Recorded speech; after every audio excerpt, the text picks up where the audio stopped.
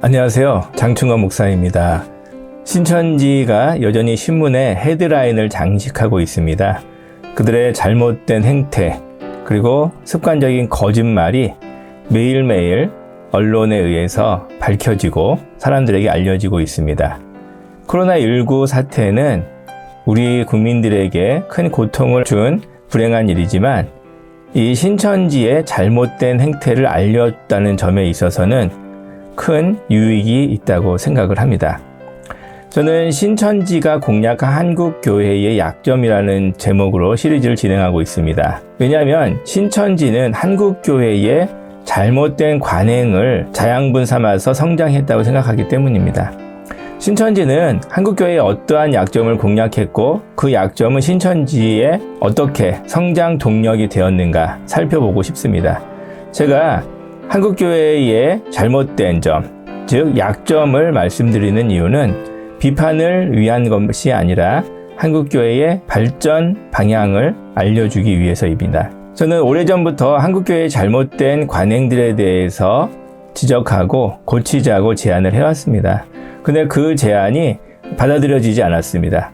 왜냐하면 교회뿐만 아니라 기업도 마찬가지인데 일어나지 않은 일에 대해서 미리 예방하자고 얘기하는 목소리는 큰 호응을 받기가 어렵습니다. 많은 사람들이 왜 일어나지도 않은 문제에 대해서 문제를 제기하느냐, 그리고 불필요한 비용을 왜 발생시키느냐 이렇게 얘기하기 때문이죠. 그러나 미리미리 준비하면 적은 비용으로 막을 수 있는 일이 나중에는 훨씬 더 많은 비용으로도 감당할 수 없는 경우가 많습니다. 이 신천지에 관해서도 비슷한데요. 한국교회가 미리미리 잘못된 관행을 고쳤다면 신천지가 이렇게 사회 깊숙이 큰 세력을 가질 수 있는 것을 막을 수 있었을 거라고 생각합니다. 지금도 늦지 않았습니다. 한국교회가 잘못된 습관, 관행들을 고친다면 신천지뿐만 아니라 또 다른 이단의 성장을 막을 수가 있을 것이라고 생각합니다. 단기적으로는 한국교회가 더 건강하게 성장할 수 있는 계기를 마련해 줄 것이라고 생각합니다. 자, 그러면 신천지가 공략한 한국교회의 약점 두 번째는 무엇인지 생각해 보도록 하겠습니다. 저는 주변 사람들로부터 이런 얘기를 많이 들어요. 교인들은 교만하고 독선적이다. 그러면서 사람들이 하는 얘기가 차를 빼달라고 전화를 해도 응답이 없다. 교회 앞에서 일어난 일인데 교회에 예배를 하러 들어간 차가 분명한데 차를 빼달라고 전화해도 예배 중이라 그런지 응답이 없다. 또 소음 민원이 들어와도 무시한다. 이거는 공무원의 이야기인데요. 소음 민원이 들어와서 소음을 줄여달라고 교회에 요청해도 무시한다. 이렇게 얘기를 하는 것을 들었습니다.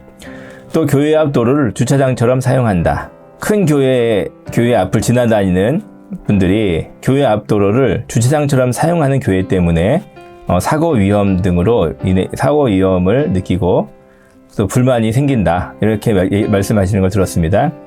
또 교인들은 특별 대우를 원한다. 자기네들이 뭔가 특별한 것처럼 항상 특별 대우를 해달라고 한다. 이런 얘기도 들었습니다. 또 예수천당 불신지옥이라는 팻말을 들거나 아니면 말을 하는데 이 얘기를 들으면 기분이 나쁘고 거부감이 느껴진다. 이런 얘기를 하는 것을 들었습니다. 교회 다니시는 분들의 입장에서는 어떻게 보면은 좀 황당하고 기분 나쁘게 들릴 수 있습니다.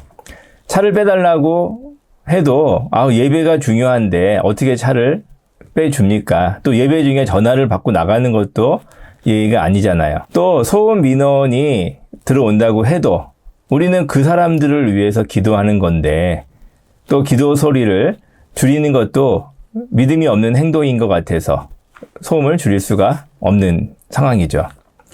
교회 앞 도로를 주차장처럼 사용한다. 어차피 주일날은 휴일이고 주차 단속도 하지 않는데 교회 앞 도로를 좀 사용한다고 해서 그게 큰 문제가 될 것인가?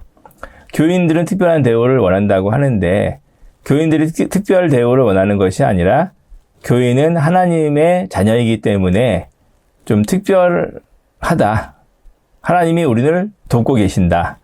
또 내가 있기 때문에 내가 속한 단체, 조직이 하나님의 보호를 받는다. 그래서 내 덕을 본다. 이렇게 생각하기도 합니다. 예수천당 불신지옥. 이거는 매우 오래된 한국교회의 전도 슬로건인데 이것이 왜 거부감을 느껴지나. 교회 다니시는 분들의 입장에서는 교회 안 다니는 사람들의 불만이 하나하나 기분이 나쁩니다. 또 받아들일 수가 없는 것이죠. 차를 빼달라는 거, 소음인원, 교회 앞 도로를 사용하는 것, 교인들이 특별하다는 거, 예수천당 불신지옥이라는 전도. 이것을 교회 안 다니시는 분들이 불만을 제기하는 게 불만이죠. 교회 다니시는 분들은. 그러나 이렇게 생각하는 것이 우리 교회 다니는 사람들의 큰 잘못입니다. 한국 교회가 이러한 생각에서 벗어나지 않으면, 즉 교회 안 다니시는 분들의 이러한 불만이 타당하다고 생각하지 않는다면 한국 교회의 발전은 어렵습니다. 한국 교회는 교회 안 다니시는 분들과 사이좋게 지내기가 어렵고 더 나아가서 그분들을 선교하기도 어려워질 것입니다. 제가 두 번째로 지적하고 싶은 한국 교회의 약점이 뭐냐면요. 선민 사상입니다. 그런데 한 가지 수식어를 그 앞에 붙여야 돼요. 그게 뭐냐면 잘못된 선민 사상이죠. 한국 교회가 교만하고 독선적인데 그 이유는 잘못된 선민 사상을 배웠기 때문입니다. 그리고 교회는 이 잘못된 선민 사상을 부추기고 있어요. 이 잘못된 선민 사상, 교인은 특별하고 그래서 특별 대우를 받아야 되고 세상 사람들의 불만에 대해서는 무시해도 된다는, 제가 좀 과장을 했지만 이러한 생각이 한국 교회를 잘못된 방향으로 이끌고 있고 이것이 잘못됐다는 것조차 깨닫지 못하게 되었을 때 한국 교회는 점점점 약해지고 있는 것이죠. 신천지는 이 부분을 정확하게 공략했습니다. 한국 교회가 교인들에게 가르친 잘못된 선민사상, 신천지가 어떻게 공략했는지 CBS의 변상욱 대기자가 잘 설명을 하고 있더라고요. 그것을 제가 좀 인용해서 읽어드리고 진행하도록 하겠습니다. CBS 변상욱 대기자는 15년 정도를 신천지에 대한 취재를 하신 분입니다. 그래서 신천지의 속성과 관행을 잘 알고 있습니다. 그분을 인터뷰한 내용을 제가 신문에서 봤는데 이 신천지가 한국교회의 이 잘못된 선민 사상을 교묘하게 파고들어서 한국교회보다 더 교묘하게 선민 사상을 부추겨서 이 청년들 그리고 교인들을 포섭했던 것을 보게 됩니다. 우리 읽어가면서 한번 살펴볼게요. 신천지 선민사상. 일단 신천지에 들어가는 순간 모든 골칫거리가 사라진다. 대학생이라면 시험, 취업, 학점 등 스펙 쌓기 같은 걱정이 없어진다. 첫 번째 리셋이다. 이후에는 터널 비전의 함정에 빠진다. 터널 속 과정은 내버려둔 채 터널 끝에 있다는 빛만 보는 것이다. 빛이란 자신이 요한계시록에 나오는 인맞은 자, 즉 선민인 14만 4천 명 중 한 명이 되는 순간이다. 다시 리셋이 일어난다. 신천지 교리에 따르면 선택된 용사가 될 경우 영토와 높은 지위, 종처럼 따르는 피지배 계급을 받게 된다는 게 변 기자의 소개다. 그러나 그렇게 되기까지 요구되는 현실적인 포기와 희생이 한두 가지가 아니다. 이때 이탈을 막는 장치가 1+1 보너스다. 선택받은 용사의 직계 가족은 등급이 올라갑니다. 자기를 말렸던 부모가 내 판단이 옳았다. 내 덕에 구원을 받게 됐다며 눈물을 흘리는 날이 오리라는 믿음을 심어주는 거예요. 결국 신천지가 건드리는 건 죽지 않고 영원히 즐거움을 누리고 싶다는 인간 본연의 욕망이다. 제도 종교는 구원이나 해탈을 먼 미래의 막연한 목표로 설정하지만 신천지는 다르다. 구체적으로 코앞에 들이민다. 내 얼굴과 의식, 기분 그대로 영원히 산다고 강변해 개인적 자아소멸의 공포를 선택받은 그룹 안에 들어가 지배 계급이 될 수 있다는 약속으로 루저로 살아야 할지 모른다는 사회적 자아소멸의 두려움을 각각 해결해 준다는 게 변 기자의 설명이다. 변 기자는 한국 청년들만의 특징에서 단서를 찾는다. 입시 위주 교육의 폐해인지도 모르겠는데 일반적으로 나타나는 한국 청년의 특징 중 하나가 피동성입니다. 스스로 결정하는 대신 다른 사람이 결정해 주기를 기다리는 거죠. 이렇게 오랜 그루밍, 길들이기에 의해 의존적 상태가 돼버린 청년이 사회에 첫 발을 내디디자마자 신천지가 준비한 가스라이팅, 타인의 심리나 상황을 조작해 피해자가 스스로 의심하게 만드는 행위를 만나면 무력해지지 않겠느냐는 게 그의 추론이다. 신천지가 어찌 되든 신천지에 빠져 허덕이는 이들을 구제하는 건 기성교회를 비롯한 사회 몫이라고 변 기자는 일갈했다. 신천지 신도를 사이코패스 취급하는 건 구조적 대책을 내놓으려는 의지가 없어서입니다. 자기 교회만 지키려는 자세에서 벗어나 신천지 신도를 치유하고 회복시키는 해법을 교회가 제시하고 부족하면 정부의 도움도 구하는 전향적 태도가 필요할 때입니다. 변상국 대기자의 말을 들어보면 신천지는 교묘하게 선민 사상을 이용하고 있습니다. 14만 4천 명 안에 들어가면 계급도 높아지고 마지막 순간에 높은 지배계급이 되어서 종을 부리며 마음껏 욕망을 실현하며 살 수 있다는 사상을 들이미는 것이죠. 한국교회는 이러한 신천지의 주장에 대해서 비난하고 황당하다고 말할지 모르겠어요. 그러나 제가 지금까지 살펴보고 들어본 많은 목회자들의 주장이 이들과 다를 바가 없습니다. 조금 더 고상하게 포장을 했을지 모르지만 신천지가 주장하는 이러한 선민사상 그리고 높은 지배계급이 된다는 주장, 이것과 근본적으로 다를 바 없는 주장을 기존 교회에서 하고 있는 것을 저는 많이 들었습니다. 예수님은 나를 따르는 자는 섬김을 받는 자가 아니라 섬기는 자가 되라고 말씀을 하셨습니다. 그런데 교회 안에서도 계급화가 이루어지고 목회자는 더 높은 귀족인 것처럼 행세를 하는 관행이 한국교회에 분명히 있었습니다. 장로, 권사, 집사가 어떤 계급인 것처럼 직급이 높아지는 것처럼 은근하게 부추기기도 했어요. 이것이 신천지의 주장과 본질적으로 다르다고 볼 수 있을까요? 저는 이러한 잘못된 관행들이 신천지가 성장하는 배경이 됐다고 생각을 합니다. 목사가 리더로서 존중받을 수는 있죠. 그러나 그 목사가 지배 계급인 것은 아닙니다. 장로나 집사 마찬가지죠. 오히려 다른 사람을 위해서 섬기는 위치가 되어야 할 사람들이 높은 지배 계급 혹은 귀족이 된 것처럼 행세를 한 것이 한국교회의 비극의 씨앗이라고 저는 생각을 하고요. 이러한 한국교회의 잘못을 신천지가 더 노골적으로 그것을 왜곡시켜서 전도를 했다고 생각을 합니다. 잘못된 선민사상을 파고든 것이 바로 신천지라고 저는 생각을 합니다. 한국교회는 이러한 잘못된 선민사상에 대해서 분명히 회개하고 개선을 해야만 할 것입니다. 개선을 하지 않는다면 어떻게 될까요? 성경에는 비슷한 예가 있습니다. 어떤 예가 있냐면요. 하나님의 선택을 받았다고 스스로 생각하고 다른 사람을 무시하다가 스스로 하나님께 징계를 받은 예가 있죠. 저는 이 비슷한 예를 구약 성경의 요나서에서 발견을 합니다. 요나서 1장 1절에서 3절의 말씀입니다. 같이 한번 읽어보도록 하겠습니다. 시작.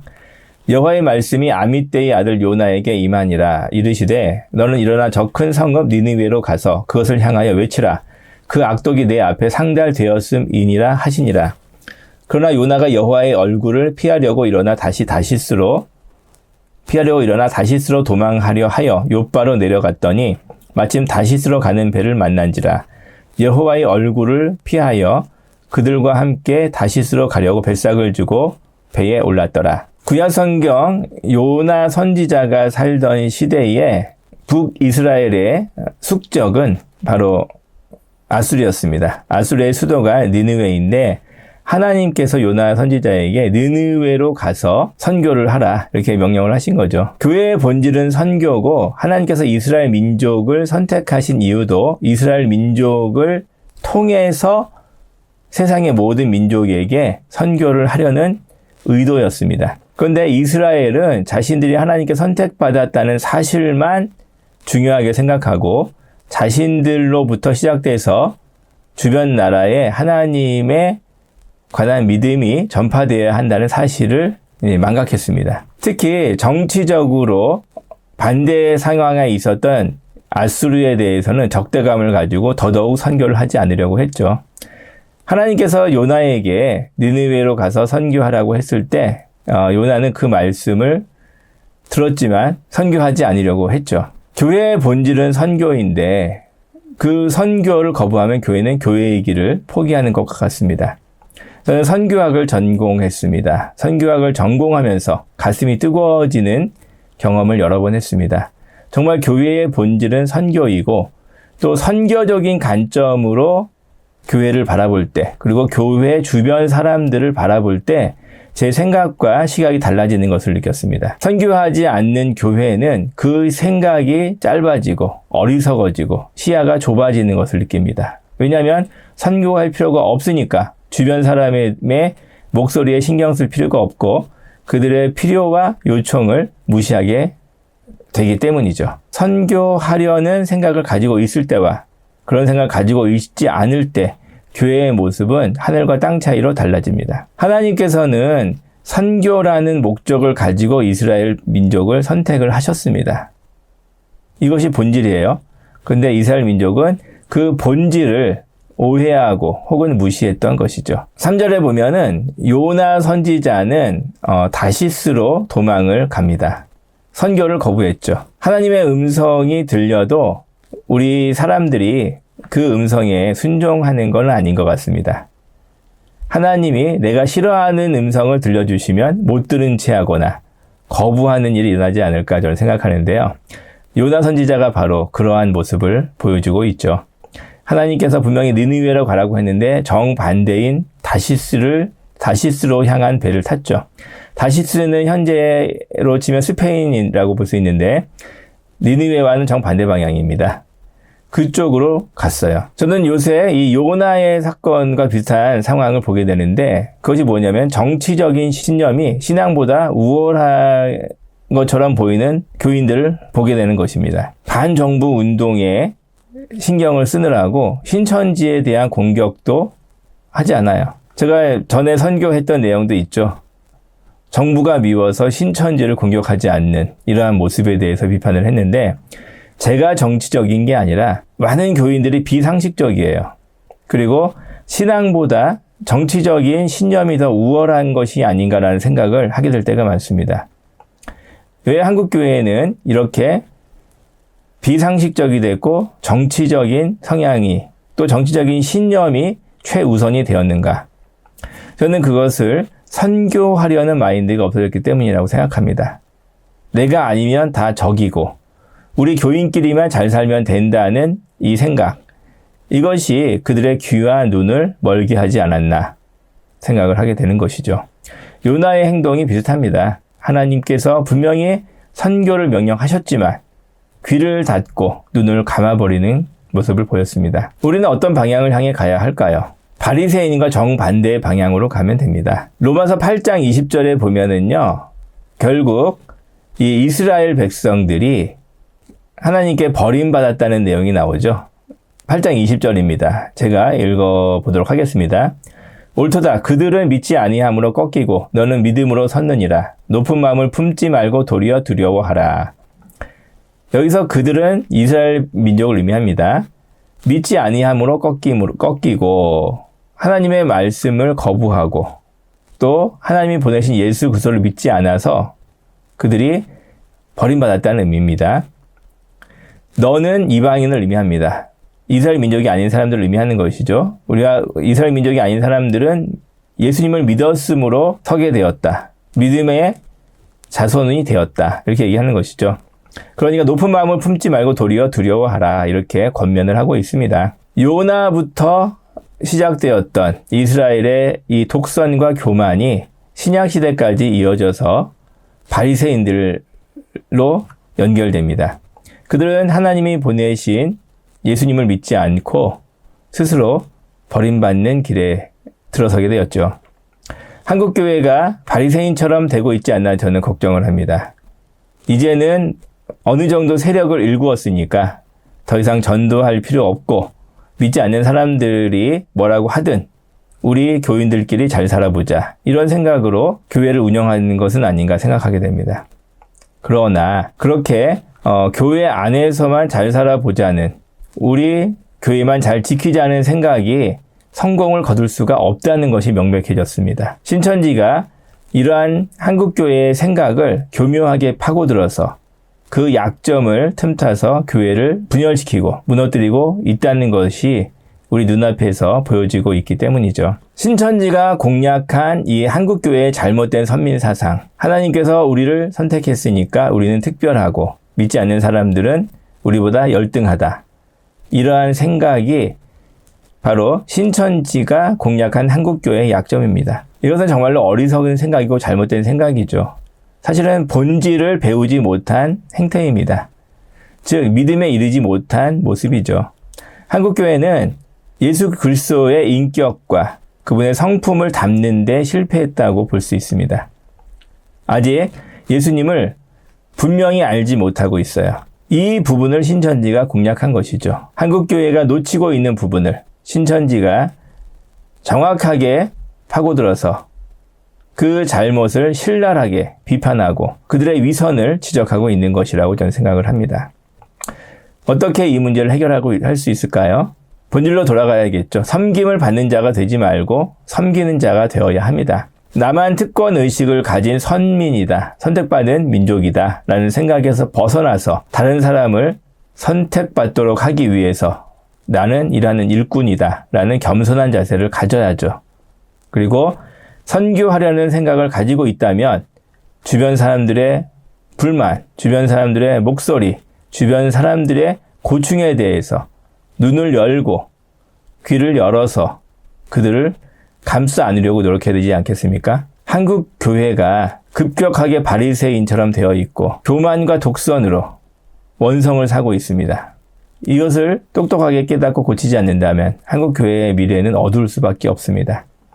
코로나19로 인해서 신천지의 세력이 약화된다고 할지라도 또 다른 이단이 한국교회의 약점을 파고들러서 한국교회를 점점점 고립시키고 쇠퇴시킬 것이기 때문입니다. 변상국 대기자의 말처럼 내 교회나 잘 지키자라는 잘못된 생각에서 벗어나야 됩니다. 내 교회도 지킬 수 없고 한국교회도 지킬 수가 없습니다. 내 교회만 잘 지키는 것이 아니라 원칙과 본질로 돌아가려고 할 때, 그리고 한국교회 전체를 놓고 생각할 때 한국교회는 더 건강하게 성장할 수 있을 것입니다.